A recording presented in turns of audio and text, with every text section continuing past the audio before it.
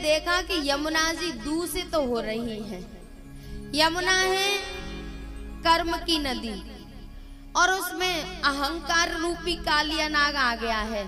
जब कर्म में अहंकार आ जाता है तो हमारा कर्म दूषित हो जाता है। जैसे हम कोई पुण्य करते हैं, सत्कर्म करते हैं। दक्ष ने यज्ञ किया था, यज्ञ तो सत्कर्म है, पुण्य है, लेकिन किया था शंकर भगवान के द्वेष के कारण, किया था शंकर भगवान को नीचा दिखाने के लिए, तो बेचारे के बकरे का सिर लग गया।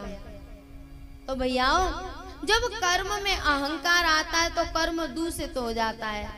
ठाकुर जी ने सोचा कि यमुना जी को पवित्र करना पड़ेगा और एक दिन सखाओं के साथ गेंद लेके और यमुना जी पे खेलने के लिए आ गए। मारो टोल गेंद गई देह में, अरे जे तो गेंदई के संग धायोरी मेरा बारो श्रोक नैया, काली ने पे खेलन आयोरी मेरा बारो श्रोक नैया।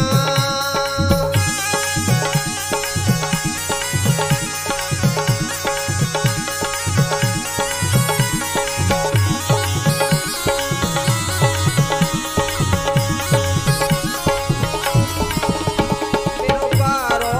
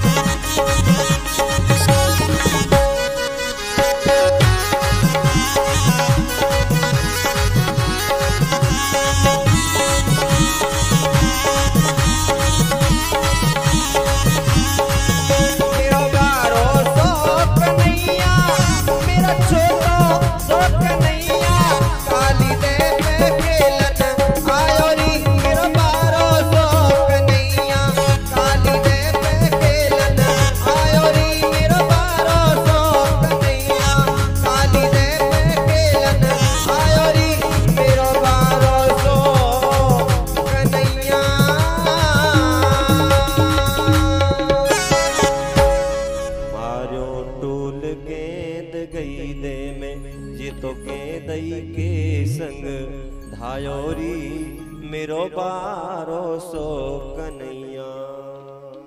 ठाकुर जी गेंद के साथ ही कूद गए और वहां पर नाग पत्नियों ने, कालिया की पत्नियों ने जब ठाकुर जी को देखा तो प्रार्थना की, बोले भगवान आप छोटे से हैं और यदि नाग जग गया तो आपको डस लेगा। ठाकुर जी ने कहा मैं उसी को तो जगाने आया हूँ। जाके उसमें एक लात मारी और नाग ने लाल लाल आंखें निकाली, एकदम विष उगलने लगा। तो ठाकुर जी ने उसके फनों पे चढ़ गए और उसका मंथन किया है। जैसे ही नाग पत्नियों ने देखा कि अब नाग का हाल खराब है, तब उन्होंने प्रार्थना की, बोले भगवान ये तो जन्म से ही तामसी है, क्रोधी है, अब आप तो कृपा करो, आप तो इसको छोड़ दो। और हमने तो सुना है कि आपके चरणों की रज पाने के बाद ऋषि मुनि तीनों लोगों का राज्य भी नहीं लेते। वृत्रासुर ने कहा था ना, न नाक प्रेष्टम न च पारमेष्टम न रसाधिपत्यम न सार्वभौमम न योग सिद्धि पुनर्भवम वा समंजसत्वा विरहय्य कांचे। जिनको आपके चरणों की रज मिल जाती है फिर वो तीनों लोगों का राज्य भी स्वीकार नहीं करते।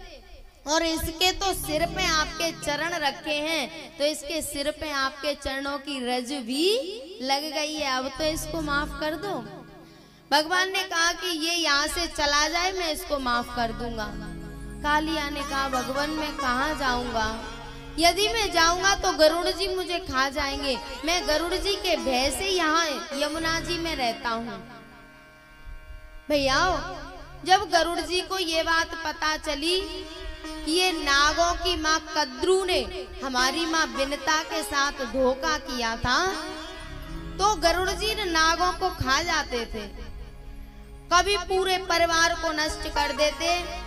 तब इन नागों ने एक सभा बुलाई और उसमें निर्धारित किया, बोले एक पूर्णमासी को और अमावस्या को ये नाग, जो नागों के परिवार हैं, अपने परिवार में से एक नाग गरुड़ जी को दिया करेंगे। बोले ठीक है। अब इस कालिया का जैसे ही नंबर आया तो ये अहंकारी तो था ही, गरुड़ जी के पास ना जाके यमुना जी में आ गया। और यमुना जी में गरुड़ जी क्यों नहीं आते थे? जब सौबरी ऋषि ने तपस्या की थी ना यमुना जी में, तो उस समय गरुड़ जी ने एक मत्स्य को खा लिया था। सौबरी ऋषि ने मना किया कि आप यहाँ मत आया करो, इन जीवों को मत खाया करो। तो गरुड़ जी ने कहा मेरा तो भोजन है, मैं क्या करूं। तब सौबरी ऋषि ने साप दे दिया, बोले यदि आज के बाद आप यमुना जी पे आए तो आप नष्ट हो जाओगे। उस दिन से गरुड़ जी आते नहीं थे और ये कालिया यमुना जी में अपने प्राण बचा के रहता था। भैया कालिया ने कहा कि मैं कहाँ जाऊं, और यदि जाऊंगा तो गरुड़ जी खा जाएंगे। ठाकुर जी ने कहा कि अब तुम्हारे सिर पे हमारे चरणों का चिन्ह बन गया है, अब तुम्हें गरुड़ जी खाएंगे नहीं। प्यारे जब तक हम संसार के रहते हैं तब तक हमें दुनिया से, संसार से भय रहता है, लेकिन जब भगवान के हो जाते हैं तो फिर हमें किसी से भय नहीं रहता। बोले अब तुम मेरे हो गए हो, तुम्हारे सिर पे मेरे चरणों का चिन्ह बन गया है।